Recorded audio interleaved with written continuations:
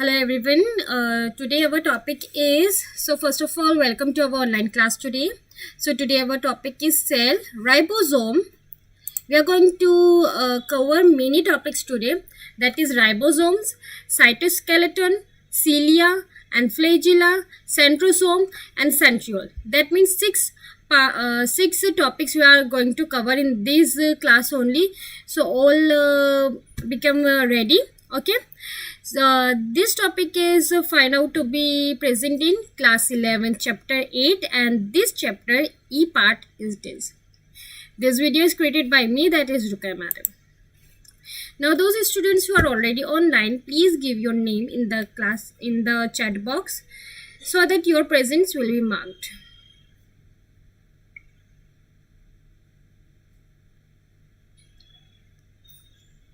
Okay, we will wait for the students first.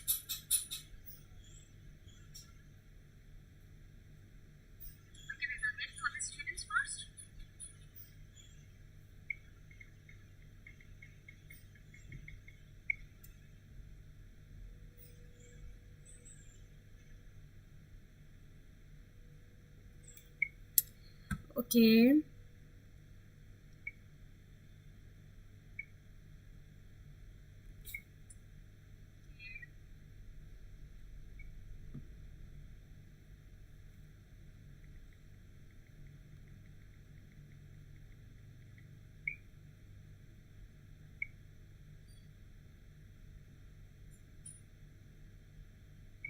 Okay. Good morning, Vaidehi. Now let's begin. So, what is ribosomes? So, ribosome is basically, one second, I'm making my, okay. Good morning, Manar. So, what is a ribosome? A ribosome is a complex molecular machine found inside the living cells that produce proteins from amino acids during the process called protein synthesis or translation. Now see, what happened? That ribosome is basically considered to be the machine. Which machine? In which when we put the amino acid, it produces the protein. So it basically do this work of protein synthesis. Okay, ये protein synthesis करने में काम आती है. Now, how they used to do that? So ribosomes are specialized cell organelles and found in both prokaryotic and eukaryotic cells. So always remember, protein का formation is very necessary, तो वो दोनों sales में होता है, प्रोकार्योटिक सेल्स में भी और यूकार्योटिक सेल्स में भी. और प्रोटीन का सिंथेसिस अगर ज़रूरी है, प्रोटीन का होना ज़रूरी है, तो वो प्रोटीन सिंथेसिस कौन करता है? Ribosome. So ribosome is always present in all type of living organisms. A ribosome is a complex of RNA and protein and is therefore known as ribonucleoprotein. So from what these ribosome is basically made up of? So ribosome किसके बने हुए थे? RNA, that is nucleic acid, and second they are all made up of the protein. Okay, so RNA and protein is combined, that these are the component or complex of RNA and protein are combined to form the ribosome, and that's why the second name of the ribose is ribonucleoprotein, and this thing is asked in many questions, okay, many times. So do remember it and make these notes, and those words that I highlighted it might be come in your MCQs. Okay, ये MCQ में आ सकते हैं, तो ध्यान रखना. Now it is composed of two sub unit, smaller and larger. हमेशा जो राइबोसोम होते हैं दो सब यूनिट, मतलब दो टुकड़ों से बने होते हैं. एक टुकड़े को कहा जाता है smaller unit, smaller sub unit, and second टुकड़े को कहा जाता है larger sub unit. Just like here, see, it is the larger sub unit and it is the small sub unit. तो स्ट्रक्चर कैसा होता है राइबोसोम का? तो situated in two areas of the cytoplasm. पहले तो दो जगह पर पाए जाते हैं साइटोप्लाज्म में, या तो स्कैटर्ड होंगे साइटोप्लाज्म में, यानी कि साइटोप्लाज्म क्या है? मैट्रिक्स है सेल का, या तो वहाँ पर वो बिखरे हुए मिलेंगे, या तो वो कनेक्टेड होंगे एंडोप्लाज्मिक रेटिकुलम से, जहाँ पर वो बनाते हैं, जहाँ पर उनको कहा जाता है रफ एंडोप्लाज्मिक रेटिकुलम. अगर किसी एंडोप्लाज्मिक रेटिकुलम पर राइबोसोम पाए जा रहे हैं तो वो एंडोप्लाज्मिक रेटिकुलम के पार्ट को रफ एंडोप्लाज्मिक रेटिकुलम कहा जाता है, और ये हम ऑलरेडी पढ़ चुके हैं.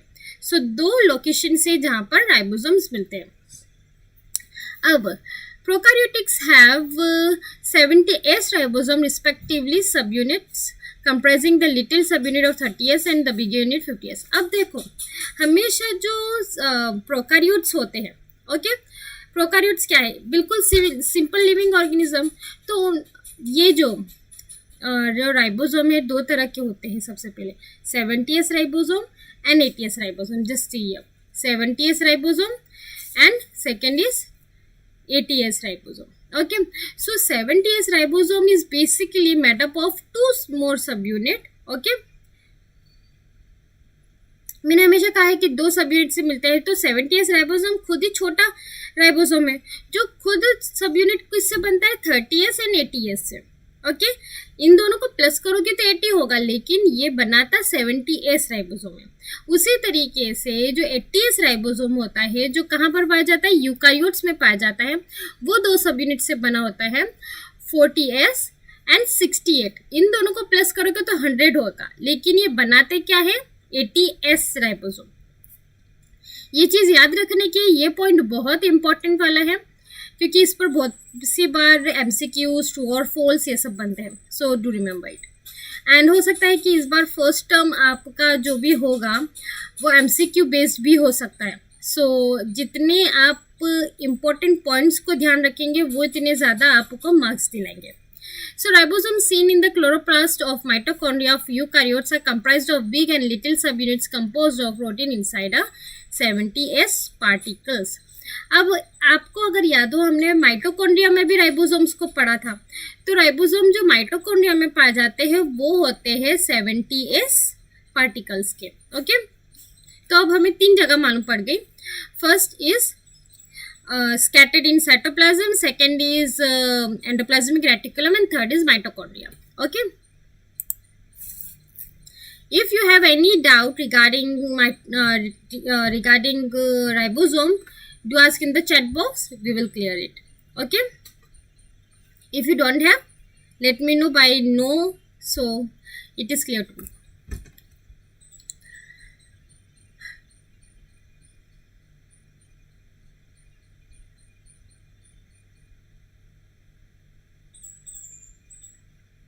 Okay, now I am proceeding to my next topic, that is cytoskeleton.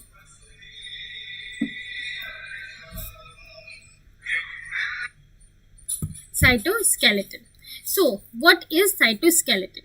Cytoskeleton is a structure that helps cells maintain their shape and internal organization, and it also provides mechanical support that enables cells to carry out essential functions like division and movement. Now see, cytoskeleton.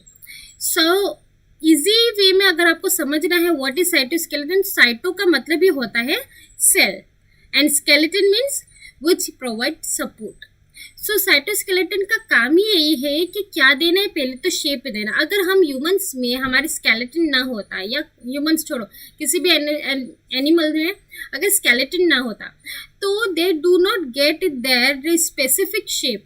So for giving a cell a shape, which is what is required, cytoskeleton is required. An internal organization, and it also provides mechanical support which enables cells to carry out essential functions like division and movement. Now see, अगर cytoskeleton हमें क्या provide कर रहा है, shape दे रहा है, तो वो शेप किस तरीके से दे सकता है, जब वो सपोर्ट दे तो इस तरीके से सेल को पूरा सपोर्ट देता है. और जितने भी फंक्शंस है सेल्स के अंदर और बाहर के, वो सब करने में कौन हेल्प करता है, cytoskeleton. Now there is no single cytoskeletal component, rather several different components work together to form the cytoskeleton. Just like human body. Giving you example, your complete body is not only made up of the bones, they also consist of bones, muscles and ligaments. Okay, these 3 things are combined to form the complete structure of your body, correct? तो इसी तरीके से जो cytoskeleton cell के भी होते हैं, वो एक कभी भी कोई से कंपोनेंट से नहीं बना होता है, वो भी अलग अलग कंपोनेंट से बनते हैं. ठीक है। तो वो कंपोनेंट क्या है जिससे साइटोस्केलेटन बनते हैं? So cytoskeleton of eukaryotic cell is made up of filamentous proteins and it provides mechanical support to the cell and its cytoplasmic constituents. So हमेशा ज़्यादातर किससे बनेंगे? फिलामेंटस प्रोटीन से। अब वो फिलामेंटस प्रोटीन्स के अलग अलग कंस्टिट्यूंट्स हैं, ठीक है। All cytoskeleton consists of 3 major classes of elements. 3 elements तो उनमें ज़रूर देखने को मिलेंगे। सबसे पहला है माइक्रोट्यूबुल। अभी तक क्या बात कर रहे थे कि हम प्रोटीन की बात कर रहे हैं, फिलामेंटस प्रोटीन है तो ऑब्वियसली फिलामेंट्स जैसी कुछ ना कुछ चीज़ें होंगी ही। तो माइक्रोट्यूबुल्स मतलब ट्यूब्स जैसी चीज़ें are the largest type of filaments and they are composed of a protein called tubulin. जितने भी साइटोस्केलेटन है किससे बने हुए हैं? प्रोटीन से बने हुए हैं। तो different types of protein different filaments बनाती है। अब यहाँ पिक्चर देखते जाओ। माइक्रोट्यूबुल ये रहा, ठीक है। तो ये किससे बना हुआ है? आप सिंपल भी डायग्राम बनाओगे तो कोई इशू नहीं है, इतनी डिफिकल्ट वाला भी बनाने की जरूरत नहीं, ये सिर्फ समझने के लिए। माइक्रोट्यूबुल ये किससे बना हुआ है? ये बना हुआ है ट्यूबुलिन से, ओके। तो ये आपको नाम याद रखने में भी इजी रहेगा। Tubulin is microtubule is the filament which is made up of the protein called tubulin. Second is actin filament, okay. ये एक्टिन फिलामेंट आप कहाँ पढ़ते हो? आपको अगर याद हो तो बताओ, एक्टिन फिलामेंट हम कहाँ पढ़ते हैं?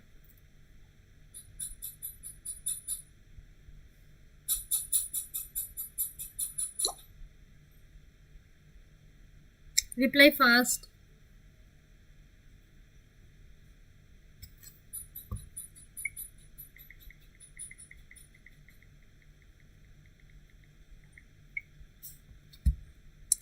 ओके, एक्टिन फिलामेंट हम पढ़ते हैं मसल्स में, ओके।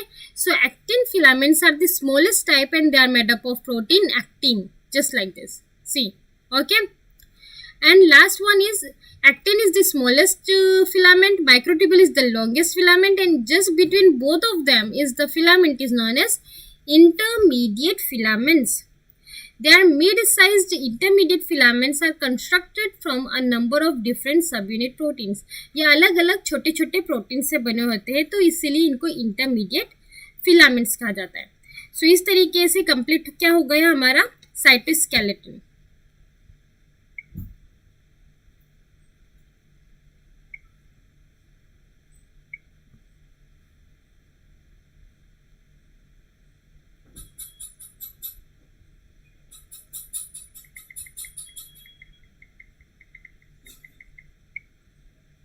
ओके, नाउ अब हम आगे बढ़ते हैं। ये हमारा टॉपिक कंप्लीट हो गया साइटोस्केलेटन का। अब है सीलिया and flagella.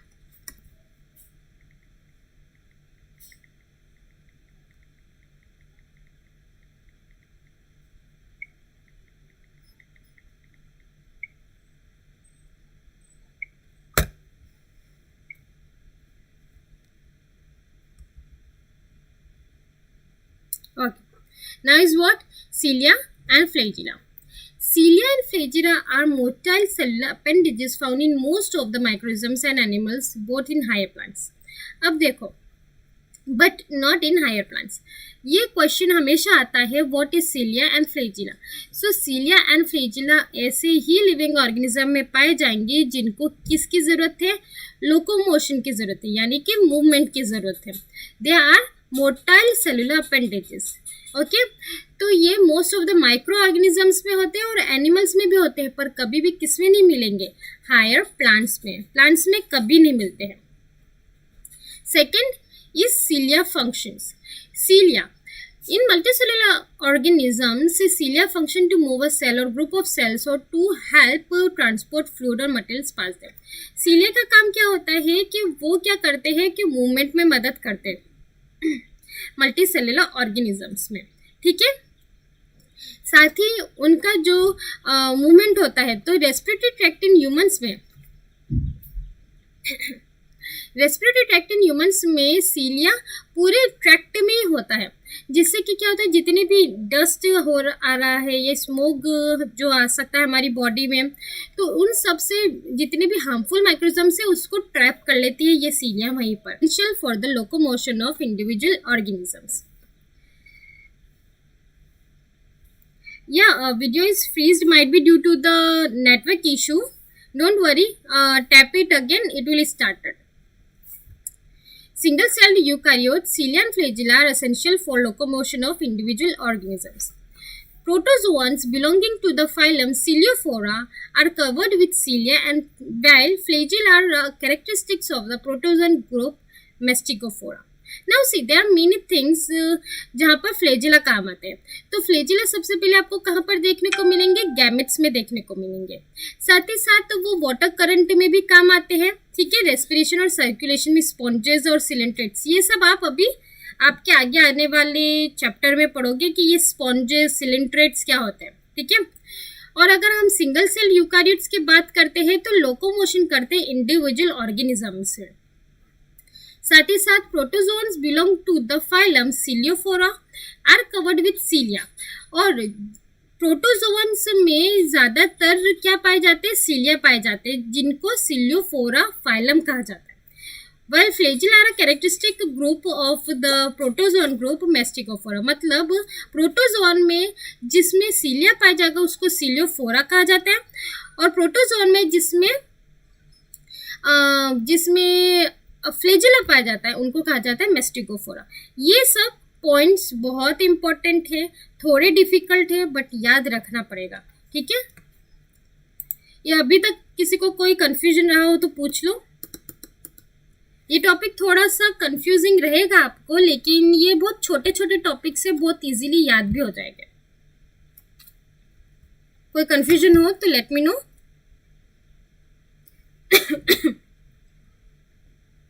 Manar, now everything is clear?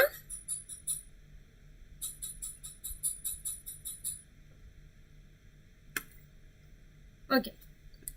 Now the main thing is ultrastructure of flagella and cilia. अब ये फ्लैजिला और सीलिया बने किसके होते हैं? तो यूकारियोटिक सेल्स में सीलिया और flagella are contain the motor protein dynein and microtubules. See this microtubules. Okay, अभी हमने कहाँ पर पढ़ा माइक्रोट्यूबुल्स? जस्ट अभी हमने माइक्रोट्यूबुल्स पढ़ा साइटोस्केलेटन में। तो एक्चुअल में ये जो सीलिया और फ्लैजिला है वो भी किससे बने होते हैं, माइक्रोट्यूबुल से बने होते हैं, which are composed of linear polymers of globular protein called tubulin. Obvious है, जब खुद ही सीलिया एंड फ्लैजिला माइक्रोट्यूबुल से बना हुआ है तो ये माइक्रोट्यूबुल ऑलरेडी किससे बनता है, ट्यूबुलिन प्रोटीन से बनता है, तो ये भी हमें अच्छे से याद हो जाएगा। The core of each of the structure is term the exonym. अब यहाँ देखते जाओ, ये देखो इस तरीके से जब हम सेक्शन करते हैं ना सीलिया या फ्लैजिला का, तब आपको देखने को मिलेगा कि ये जो बीच का पार्ट होता है उसको कहा जाता है एक्सोनिम, ठीक है। इसके ये जो बीच का सेंट्रल पार्ट है एक्सोनिम, उसमें 2 सेंट्रल माइक्रोट्यूबुल्स होते हैं, 1 and 2, that are surrounded by an outer ring of 9 doublet microtubules। ये देखो सब डबलेट से मतलब जुड़े हुए हैं, दो माइक्रोट्यूबुल्स एक दूसरे से जुड़े, इसलिए बाहर वो सराउंडेड होते हैं 9 डबलेट माइक्रोट्यूबुल्स से। और जो डाइनिन मॉलिक्यूल्स होते हैं located around the circumference of the exonym. अब देखो ये रहे डाइनिन मॉलिक्यूल, ये जो ब्लू ब्लू कलर का दिख रहा है स्मॉल बिल्कुल दाने जैसा, इसको कहते हैं डाइनिन मॉलिक्यूल्स, जो प्रेजेंट होते हैं पेरिफ्री पर। A plasma membrane surrounds the entire exonym complex which is attached to the cell at a structure termed the basic body known as kinetosome। अब यहाँ देखो, अब इस ये ही जो अभी तक हम क्या कह रहे थे, पेरिफ्री में कौन प्रेजेंट है, एक्सोनिम। अब प्लाज्मा मेम्ब्रेन पूरे को कवर करते हैं, क्योंकि ऑब्वियस है सेल का पार्ट है, तो हमेशा ये भी कवर किससे होता है, सेल मेम्ब्रेन से, ठीक है, प्लाज्मा मेम्ब्रेन से ही कवर होगा। और कवर होने के बाद ये जो स्ट्रक्चर होता है उसको कहा जाता है, ये जुड़ता कहाँ है, attach to the cell. Cell से कहाँ जाकर जुड़ता है, एक पार्ट पर, मतलब ये देखो ये जो आपको पार्ट बताते हैं ये क्या है, फ्लैजिला है, ठीक है, समझ लो यहाँ पूरा सेल बना हुआ है। तो ये जो फ्लैजिला है और ये जो सेल बना हुआ है ये किससे सेल से जुड़ेगा, उसकी बेसल बॉडी से, इससे बेसल बॉडी काइनेटोसोम से। सेल है, समझिए ये जैसे एक सेल रखा हुआ है और उसके ऊपर पूरी हमारी क्या है, फ्लैजिला है। तो जो फ्लैजिला का जो लोअर पार्ट है जो जाकर सेल से जुड़ता है उसी को ही कहा जाता है basal body. Basal body maintains the basic outer ring structure of the axoneme. यही बेसल बॉडी से ही क्या बन रहा है, ये एक्चुअल में बेसल बॉडी क्या है, ये पूरा ये कंप्लीट सभी मिलकर जितने भी माइक्रोट्यूब्यूल्स है ये सभी है, तो यही मिलकर क्या बनाते हैं, पूरा रिंग स्ट्रक्चर बनाते हैं एक्सोनिम का। ये ठीक है, एक्सोनिम का पूरा रिंग स्ट्रक्चर बनाते हैं। तो इस तरीके से अल्ट्रा स्ट्रक्चर ऑफ फ्लैजिला और सीलिया होते हैं। ओके, अब किसी को कोई भी डाउट हो तो पूछते जाना। ये टॉपिक बहुत छोटे छोटे हैं तो मैं फास्ट आगे बढ़ रही हूँ, 10 मिनट है हमारे पास वक्त बस, तो इसलिए कंप्लीट करना है। फिर हम बात करते हैं मोशंस की, यानी कि सीलिया और फ्लैजिला किस तरीके से मोशन करते हैं, यानी कैसे मूवमेंट बताते हैं। तो ये जितने भी यूकैरियोटिक सीलिया और फ्लैजिला होते हैं अलग साइज के होते हैं, अलग नंबर के होते हैं, अलग अलग लिविंग ऑर्गेनिज्म में। जो सीलिया होते हैं ज़्यादातर शॉर्टर होते हैं, छोटे होते हैं और बहुत ज़्यादा क्वांटिटी में पाए जाते हैं, लेकिन वो ज़्यादा नंबर में होते हैं फ्लैजिला से। ठीक है, the structure also exhibit somewhat different types of motions, अलग अलग टाइप के मोशंस बताते हैं। दो in both cases movement is generated by the activation of dynein and resulted bending of the exonym. लेकिन मूवमेंट कैसे होता है, क्योंकि डाइनिन जब एक्टिवेट होता है, ये डाइनिन क्या था, ये डाइनिन जो मॉलिक्यूल है वो जब एक्टिवेट होता है तो एक्सोनिम जो है ये पार्ट, एक्सोनिम के जो पार्ट होता है वो मूवमेंट शो करने लग जाता है। The movement of cilia is often described as whip like. Whip like means चप्पू जैसा, वो जो कहते हैं ना कि हम यूज करते हैं बोट के टाइम पर, ठीक है, उसको ही विप लाइक कहेंगे कि विप लाइक मोशन दिखाता है। So that in groups of cilia, wave-like patterns of motion occurs like this, waves. Okay? उनमें ये वाला मोशन देखने को मिलेगा। जबकि फ्लैजिला में क्या होता है, exhibit a smooth independent type of movement in eukaryotes. ये अलग तरीके से अपना ही खुद का मूवमेंट करते हैं।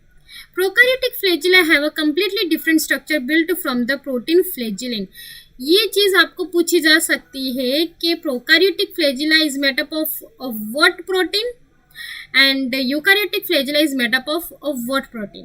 So prokaryotic flagella is made up of the protein flagellin. और यूकारियोट्स में अभी हमने कौन से प्रोटीन से बना हुआ देखा, it is made up of the protein tubulin. Both are different, you have to remember. चाहे तो नोट डाउन कर लिया करो ये चीज़ों को, लेकिन ये बहुत काम आती है। Move in a rotating fashion powered by the basal motor, वही चीज़ ये भी बेसल मोटर यानी कि एक्सोनिम के पावर एक्टिवेशन के बाद ही चलती है। किसी को कोई भी डाउट आता हो तो पूछते जाना। अब हमारा नेक्स्ट टॉपिक है और लास्ट टॉपिक ही है, that is centrosome and centrioles of eukaryotic cells. देखो ये बहुत सारे कंफ्यूजिंग वर्ड्स है, that is first exoskeleton, second is सीलिया and flagella, अब है centrosome and centrioles.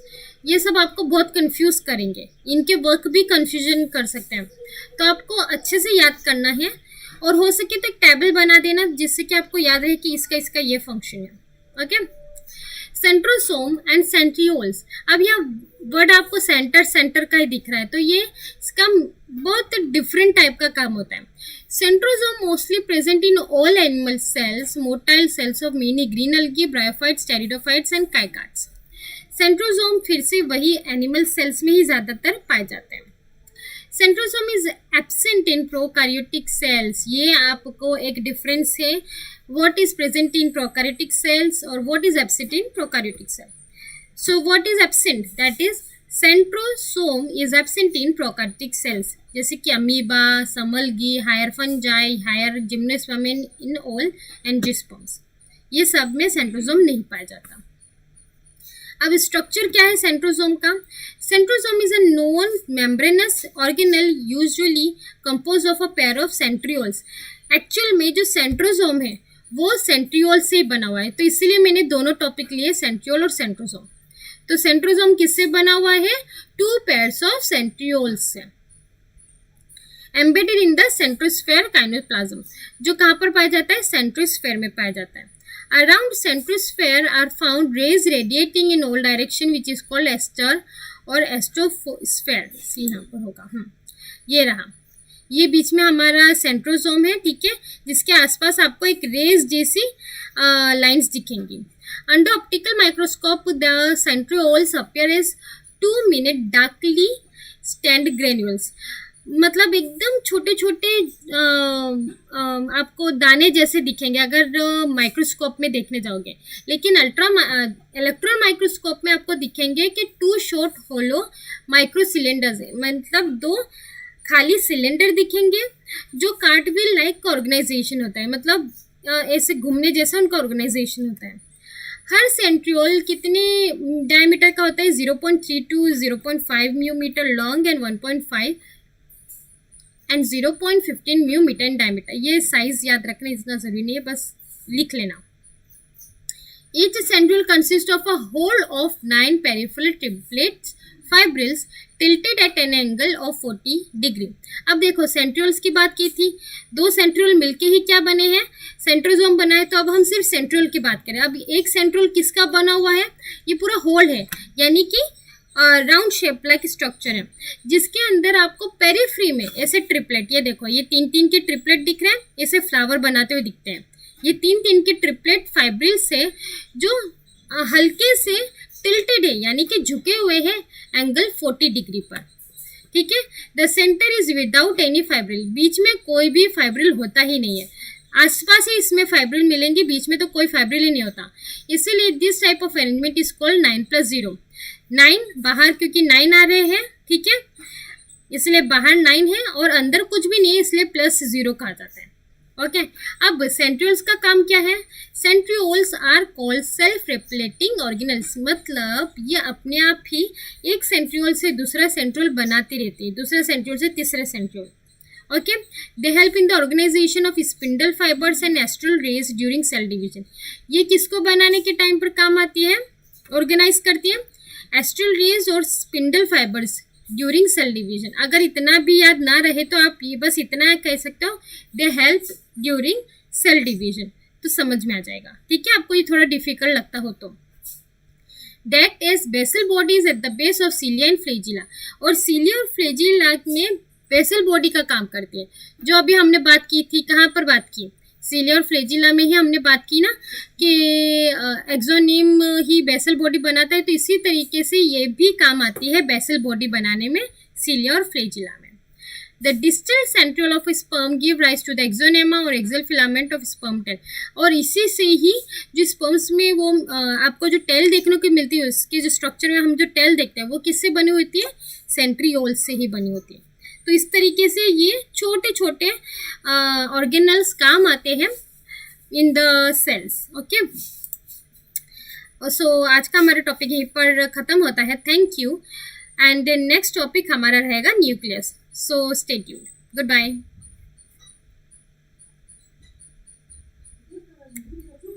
Good bye.